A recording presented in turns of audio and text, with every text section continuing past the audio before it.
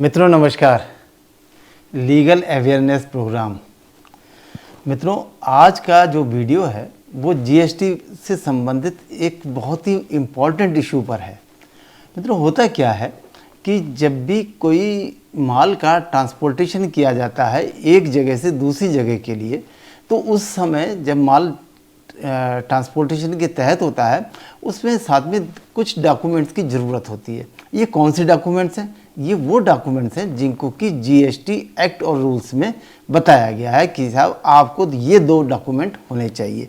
GST act में इसके GST rules में रूल 138A का प्रोविज़न किया गया है। 138A में ये कहा गया कि जब माल एक जगह से दूसरी जगह जा रहा होगा तो उसमें दो डॉक्यूमेंट का होना ज़रूरी है। कौन से? नंबर 1 इनवाइस और दूसरा ई-वे बिल। अब देखिए क्या होता है कि ये दोनों डॉक्यूमेंट्स को लेकर के माल का मूवमेंट हो जाता है, लेकिन इसी जीएसटी एक्ट के सेक्शन 67 और 68 में जो प्रॉपर ऑफिसर हैं, गवर्नमेंट के जो ऑफिसर हैं, उनको भी राइट्स दिए गए हैं कि वो इन गाड़ी को रोकें और इन डॉक्यूमेंट्स की जांच करें। ये दोनों, तो जब इधर आपका ये दोनों डॉक्यूमेंट्स को बताया गया तो उधर उनको जांच करने का अधिकार भी है। अब आप देखिए कि रोज़ होता क्या है मित्रों कि वो जांच करते हैं तो टेक्निकली उसमें ये क्या होता है कि इनवाइस में HSN कोड में कमी है, कि गाड़ी नंबर नहीं लिखा हुआ है, या उसके किसी डिजिट में कमी है, ई-वे बिल का थोड़ा सा टाइम एक दिन आगे बढ़ गया है। ये इतनी छोटी छोटी सी टेक्निकल गलतियाँ जो होती हैं बिल्कुल साफ नज़र आ रही हैं कि साहब ये टेक्निकल एरर हुई है, मिस्टेक हुई है, तो उसको भी उसी ग्राउंड पर वो उसको डिटेन कर लेते हैं। तो इसमें कोई गलत बात नहीं है, उनका तो काम ही यही है। मित्रों टेक्निकलिटी चाहे हमारे हिसाब से हुई हो, लेकिन एक्ट और रूल्स के हिसाब से वो कमी बताते हैं और उस कमी को उजागर करना और उसके आधार पर उसको डिटेन करना, पेनल्टी इम्पोज करना, ये उनका काम है। लेकिन मैं जो कहना चाह रहा हूँ वो बात ये है कि हम मतलब व्यापारी लोग उस टेक्निकलिटीज़ का फ़ायदा नहीं लेते हैं जो कि अधिकारी लोग ले लेते हैं। वो क्या है? वो टेक्निकलिटीज़ मैं आपको बताना चाहता हूँ कि वो क्या है जिसका कि जानकारी के अभाव में हम लोग उसका फ़ायदा नहीं ले पाते। अब है क्या? सबसे पहले तो ये कि जब एक प्रोसेस है कि जब गाड़ी को रोका जाएगा रास्ते में तो एक डिटेंशन ऑर्डर पास किया जाएगा, और डिटेंशन ऑर्डर क्या, इसको क्या कहेंगे टेक्निकल जीएसटी की भाषा में? MOB 6। और उसके बाद 7 दिन के अंदर शोकॉज नोटिस दिया जाएगा, उसको क्या कहेंगे? शोकॉज नोटिस को MOB 7। और बाद में अगर वो बात संतुष्ट नहीं होते हैं आंसर से तो पेनल्टी इम्पोज की जाएगी, और पेनल्टी ऑर्डर को क्या कहेंगे? MOB 9। तो ये एक प्रोसेस है, लेकिन इसका जो व्यवस्था की गई है, जो इसको लिखा गया है, इसका प्रोसेस बताया गया है, वो बताया गया है सेक्शन 129 ऑफ जीएसटी एक्ट में। जीएसटी एक्ट की 129। अब हम इसको पढ़ते हैं। देखिए बहुत ही इंपॉर्टेंट चीज़ है और टेक्निकलिटीज़ का हमको फ़ायदा कैसे मिल सकता है ये मैं बताना चाहता हूँ। क्या लिखा है देखिए, द प्रॉपर ऑफिसर डिटेनिंग और सीजिंग गुड्स और conveyance shall issue a notice within 7 days of such detention और seizure specifying the penalty payable and thereafter pass an order within a period of 7 days from the date of service of such notice for payment of penalty order under clause A और clause B of subsection 1। तो मतलब देखिए इस ये लिखा हुआ है साफ। अब इसमें क्या लिखा हुआ है, जो खास बात है मैं उसको निकाल करके बताना चाहता हूँ, वो ये कि गाड़ी रोकते समय एक डिटेंशन ऑर्डर दिया जाएगा, जिसको हम क्या कर रहे हैं? डिटेंशन ऑर्डर को MOB 6 अब दे दिया। तो उसके बाद क्या होता है कि साहब बात आगे बढ़ जाती है, कई कई दिन हो जाते हैं। नहीं, इसमें क्या लिखा है? Issue a notice within 7 days of such detention. जिस तारीख को गाड़ी रोकी गई है उसके 7 दिनों के अंदर एक शोकॉज नोटिस देना जरूरी है। मित्रों क्या मैं कहना चाह रहा हूँ? 7 दिन, 7 days। 7 days का मतलब 7 days, इससे आगे नहीं। अब 7 दिन के अंदर आपको क्या देंगे? नोटिस देंगे। नोटिस में भी 2 चीज़ें हैं। नोटिस के अंदर 2 चीज़ों का लिखा होना क्या चीज़ ज़रूरी है? एक तो अगर पेनल्टी लगानी है तो पेनल्टी अमाउंट कितना होगा, ये भी उसको अंदाज़ा होना चाहिए नोटिस से। और दूसरा, नोटिस की जो नोटिस है वो डिटेंशन की तारीख से 7 दिन के अंदर होना चाहिए। ये नोट कर लीजिए, बड़ी इंपॉर्टेंट चीज़ हम इसमें से निकाल रहे हैं। दूसरा फिर आगे कहते हैं specifying the penalty payable and thereafter pass an order within 7 days. 7 days का मतलब 7 दिन, 7 दिन का मतलब केवल 7 दिन। Within a period of 7 days from the date of service of the notice. मतलब डिटेंशन हुआ, MOV 6 जारी हो गया, उसके 7 दिन के अंदर नोटिस इशू होना चाहिए। और नोटिस का जब हम जवाब देंगे तो जवाब सही है तो ठीक है, नहीं है तो ऑर्डर पास करेंगे। क्या वो ऑर्डर कब होना चाहिए? 7 दिन के अंदर, 8वां दिन नहीं, 7 दिन के अंदर। ये टेक्निकल चीज़ें लिखी हुई हैं, लेकिन होता क्या है, पता चला 8 दिन हो गए, सब डिटेन किए हुए, अभी तक तो नोटिस ही नहीं दिया साहब ने। लोग व्यापारी परेशान, हैरान, बहुत पीड़न हो रहा है, नुकसान हो रहा है, सब झेलते हैं, आराम से बैठे रहते हैं। और जब इसको चैलेंज करते हैं तब भी इस टेक्निकल ग्राउंड को नहीं उठाते हैं। तो अब देखिए पहली बात क्या आई कि लॉ के अनुसार वाहन को डिटेन करने की तारीख से 7 दिन के अंदर शोकाज नोटिस MOV 7 दिया जाना चाहिए।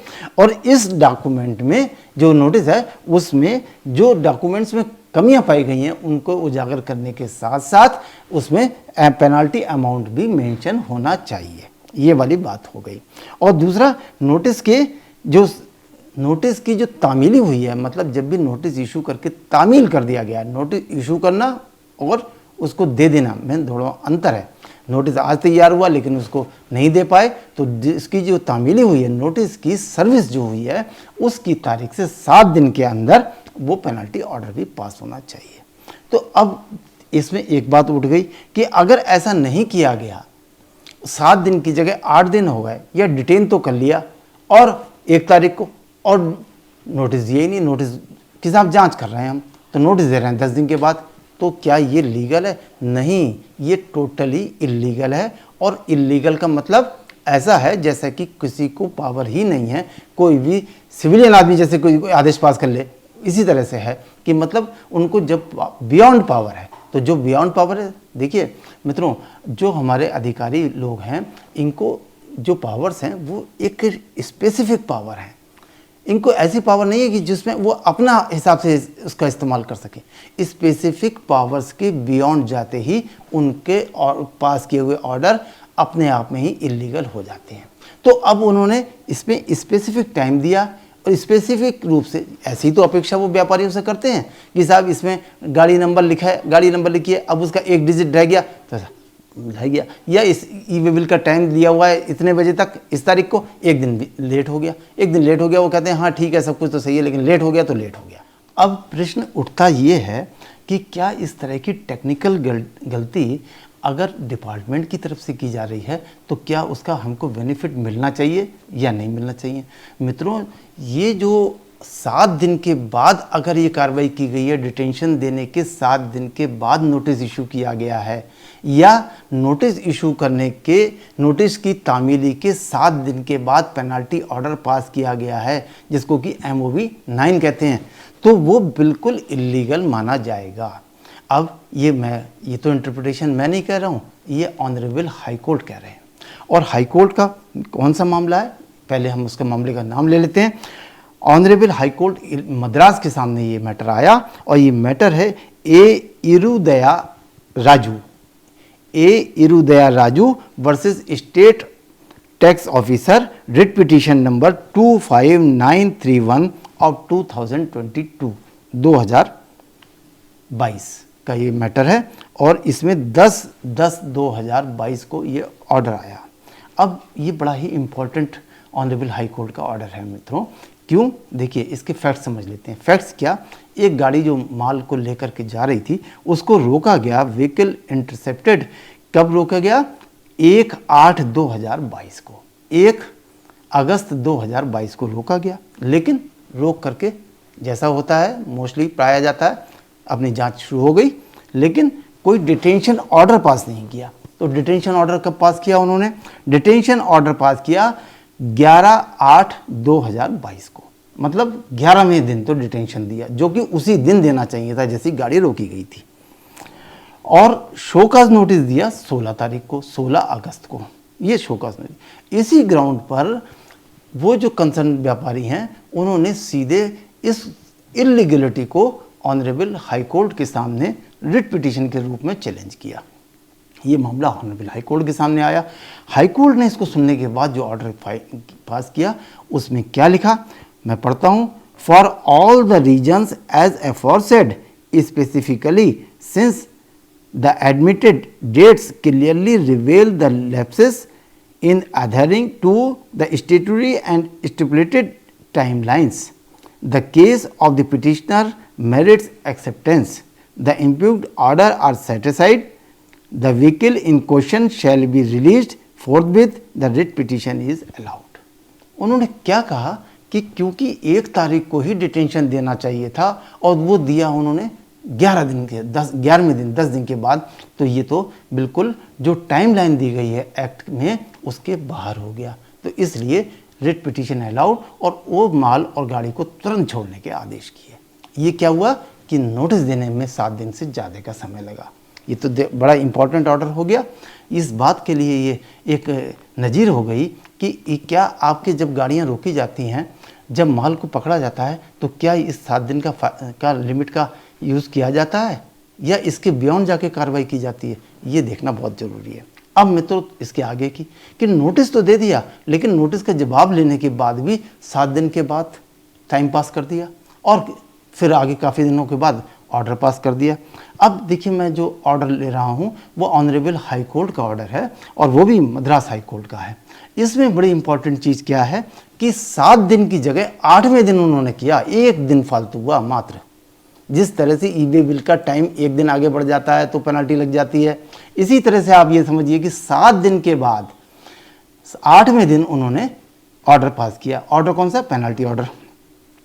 तो इसका मैं पहले तो कौन सा केस है ये समझ लेते हैं। High court of Madras, Udayan steel private limited versus deputy state tax officer, writ petition number 34268 of 2022 और डेट ऑफ डिसीजन है 28/12/2022। इसमें क्या कहानी थी? डिटेंशन ऑर्डर दिया उन्होंने 7 दिसंबर 2022 को, शोकाज नोटिस दिया 7 दिसंबर 2022 को, जो कि सेम डे दे दिया उन्होंने नोटिस। अब नोटिस के हिसाब से 7 दिन का होना चाहिए था, लेकिन पेनाल्टी ऑर्डर उन्होंने पास किया 15 दिसंबर को, मतलब 14 तारीख तक का समय था, 15 तारीख को किया, 1 दिन delay. After 8 days from the date of service of the notice. Notice की सर्विस के 1 दिन, मतलब जो थे उसे 7 दिन का टाइम था, 8 दिन के बाद उन्होंने ऑर्डर पास किया। तो अब 1 दिन के आगे तो पास किया, इसको चैलेंज किया गया ऑनरेबल हाई कोर्ट के सामने केवल इसी ग्राउंड पर कि साहब 8-7 दिन के बाद तो इनकी लीगलिटी कुछ रही नहीं। तो ऑनरेबल हाई कोर्ट ने ऑर्डर पास क्या किया, मैं पढ़ता हूँ। It is submitted by both the council for the petitioner and respondent that the order under section 129(3) of the Act is passed on the 8th day from the date of service of notice, whereas the timeline stipulated under section 123 of the Act is that the order ought to be passed within a period of 7 days from the date of service of such notice, in as much as admittedly the impugned proceedings are beyond the timelines stipulated under section 129(3) of the Act. The impugned proceedings are set aside and the vehicle goods in question shall be released forthwith. सारी कार्रवाई को निरस्त किया जाता है और माल और गाड़ी को तुरंत छोड़ने के आदेश किए जाते हैं। क्यों? क्योंकि 1 दिन लेट हो गया था पेनल्टी ऑर्डर पास करने में। तो मित्रों, टेक्निकल ये ऐसा इसका फ़ायदा क्यों मिला? क्योंकि उनको इस बात की जानकारी थी। और हमारा इस प्रोग्राम का उद्देश्य क्या है?